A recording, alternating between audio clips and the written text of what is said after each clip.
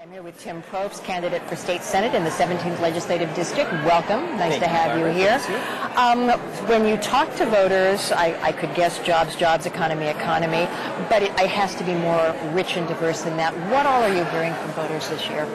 Well, first of all, I just want to say thank you to the voters. This is an incredible return. I'm usually at 46 to 48%, and being at 49.5% just feels very good and bodes really well for the general.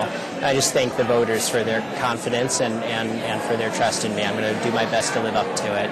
At the door, it really is jobs, the economy. People are hurting, and I feel like sometimes the parties forget about that. They get into bickering and trying to, make people hate the other party, which is not what this country is about or ever supposed to be about. When I'm talking to people, if they haven't lost a job themselves, it's their son or their daughter, or they're retired and on a fixed income, and now their son is moving in with his family because he lost his job.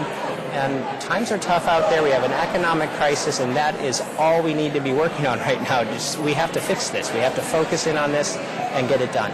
Well, and I always think when I walk across the Clark College campus, I always wonder what it has taken for someone to be here, what they're juggling, family, one or two jobs. I know that you have a passion for workforce development and business. What are the things that, as you look ahead, if you could make 2 or 3 things happen within the next year, what would those be? Oh, I'm so glad you asked that.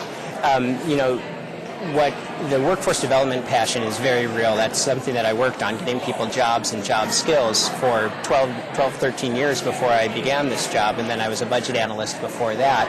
But 5 years ago, the economy was on tenterhooks. It was about to collapse, and I was writing in the Vancouver Business Journal that, after 30 years of debt, we can't keep doing things the same way. We need to compete on our work ethic and the job skills of our people and having an excellent business environment.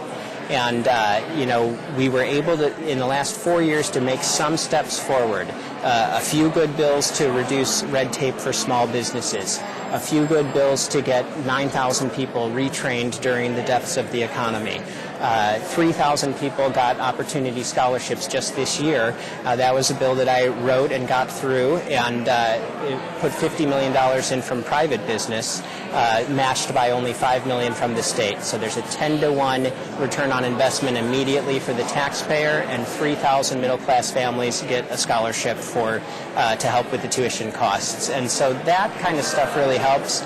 But as we go forward, one of my bills that failed in the Senate but passed the House with very strong bipartisan support was about the Student Achievement Initiative that the community colleges have made very successful, and we need to move that on to both high schools and to the universities and make sure that we're increasing graduation rates and results by using a model that already works. By going out and listening to voters, what have you learned? What's the thing that you've most learned through public service? Yeah. Barbara, the people expect that people are supposed to care about each other. That has not gone away, and it's not a naive thing to say. I mean, there is an ethic of public service out there that is very, very strong, and I don't think people talk about it enough when they become elected officials. Life is about serving other people, and that's what government needs to be about too, and we need to bring government back to that ethic, and that is the #1 thing that everybody agrees on out there. That is a perfect note on which to conclude. Thank you so much for joining us tonight. It was really a pleasure. It's a pleasure. Thank you, Barbara.